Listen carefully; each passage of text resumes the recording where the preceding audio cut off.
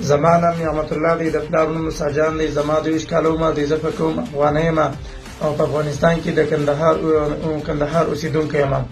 ما په کندهار کې په جوهریه مدرسه کې سبق ویلو، حفظ مې کولو. نو هلته د دغې علاقې کوم معاون خلک او مدرسو والو ګورو دا ویل چې د پاکستان پوځ سره جهاد روا دی، جهاد ورسره 40 کاله په خوست کې سره راجمع شو. بیا د شمال په لار باندې پاکستان ته را داخل شو. هغه ځای نه راغلو تقریبا د لالیجي ته برون ورته وایي، دلته د طالبانو مرکز و. موږ کمانډر عمر حماس و، دې د خودکش لپاره دلته ټریننګ ورکولو. ټریننګ یې د خودکشي لپاره دې 3 میاشتې ټریننګ و.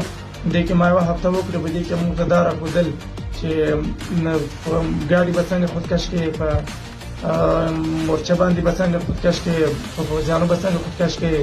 په داسې ډېرې مختلفې طریقې موږ ته راوښودلې. په دې کې زما 20 کسانو تقریبا. په دې کې داسې ما عمر وویشت 20 کاله، 13 کاله، 22 کاله داسې عمر کسان وو.